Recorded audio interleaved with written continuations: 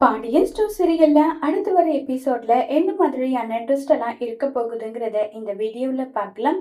முத்துவேல் கிட்ட வந்து ஆசீர்வாதம் வாங்கிட்டு இருக்காங்க ராஜி வந்து.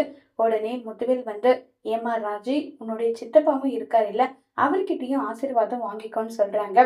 இதை கேட்டதும் சித்தப்பா என்ன போயிட்டு ஆசீர்வாதம் எல்லாம் பண்ணுவாரா, அதனாலதான் வாங்காம விட்டுட்டேன்னு சொல்லிட்டு ராஜி சொல்றாங்க. உடனே மாறி, அதெல்லாம் இல்ல, கண்டிப்பா உன் சித்தப்பா ஆசீர்வாதம் பண்ணுவாரு, ஏன் பண்ணாம போவாரு, அதெல்லாம் பண்ணுவாரு ராஜின்னு சொன்னதும் உடனே நம்ம ராஜி போயிட்டு ஆசீர்வாதம் வாங்கிட்டு இருக்காங்க. குமாரு வந்து, என்ன ராஜி, உன் குடும்பத்துல இருக்க எல்லாருக்குமே விஷயம் தெரிஞ்சிருச்சான்னு சொல்லி கேட்டுட்டு இருக்காங்க. என்ன விஷயத்த பத்தி நீ சொல்ற, எதுவும் எனக்கு புரியலன்னு சொல்லிட்டு ராஜி வந்து சொல்றாங்க.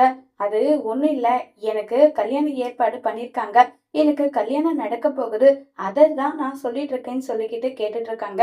உடனே கதிர் வந்து, கல்யாணம் நடந்தா நாங்க எல்லாருமே சந்தோஷம்தான் படுவோமே தவிர எந்த ஒரு போராமையெல்லாம் நாங்க படமாட்டோம், உனக்கு கல்யாணம் நடந்தா அது எங்களுக்கு சந்தோஷம் தான் சொல்லி ரொம்பவே சந்தோஷமா பேசிட்டு இருக்காங்க கதிர்.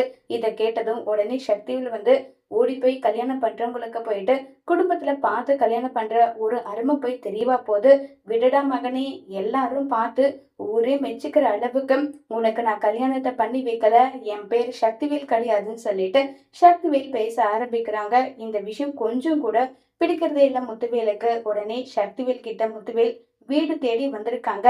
அவ ஒரு நல்ல விஷயத்த என்கிட்ட சொல்ல வந்திருக்கா, அத கூட ஏன்டா இப்படி பேசிட்டு இருக்க, அந்த பொண்ணு என்னடா பாவம் பண்ணுச்சுன்னு சொல்றாங்க.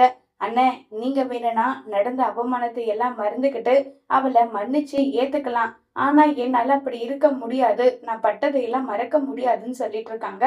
உடனே வடிவு வந்து, ஏன் உங்க பையன் பண்ண அவமானத்தை விடவா என் பொண்ணு பண்ணிட்டா, தம்பி முதல்ல உங்க முதுகுல இருக்க அழுக்க பாருங்க, அதுக்கப்புறம் மத்தவங்கள பத்தி பேசலாம்னு சொல்லி சக்திவேல கோவப்படுத்த சக்திவேல் கோவமா அங்க இருந்து போறாங்க.